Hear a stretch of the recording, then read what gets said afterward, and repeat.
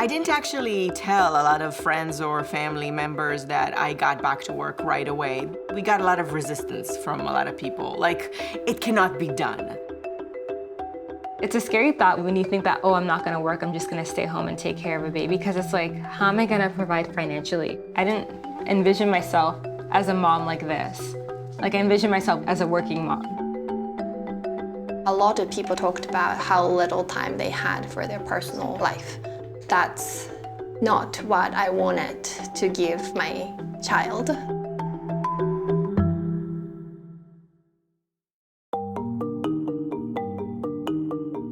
My name is Sharon Zahavi. This is Maurizio Curto, my husband. And little Tommy is almost 6 weeks old. We were ready for a new adventure.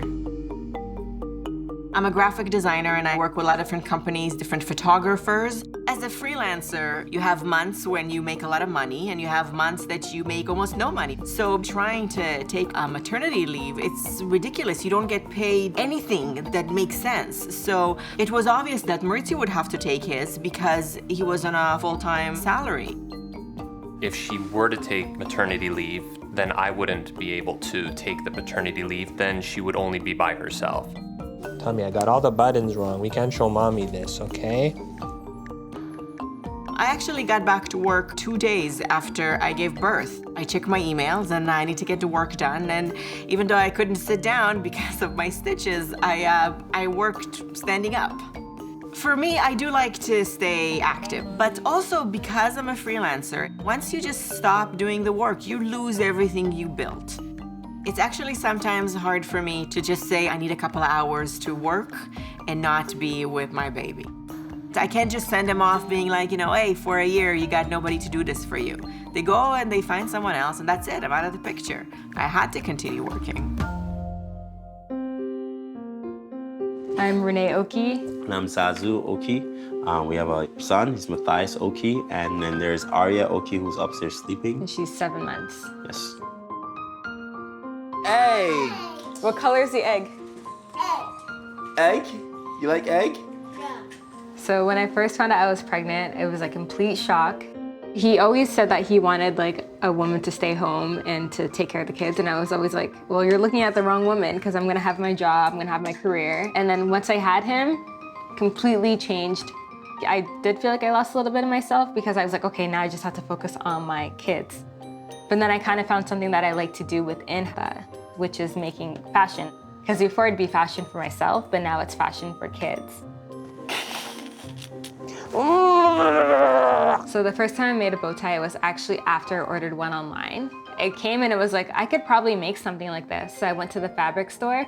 I brought about $200 worth of fabric. I came home and I just went to town. And then people noticed it and they'd be like, oh, where'd you get that from? That's so cool. Can you make one for me? And then it just turned into make one for me as well. Even though I've only been making bow ties for a year, we're still in the beginning stages where I'm still trying to get my foot in the door.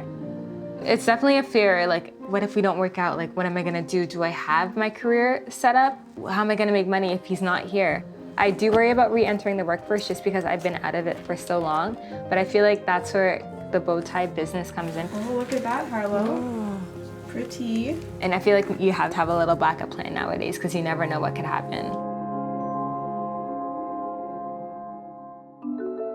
My name is Michael Rollinghoff. And my name is Ikumi Yoshida, and he is Kotaro Watase Rollinghoff, age almost 2. この車飛べる?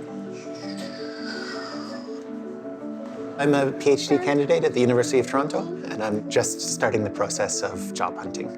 I was pursuing a career in film and industry, but when Kotaro was born, I decided to stay home and take care of my family, and I am actively now pursuing to be a writer.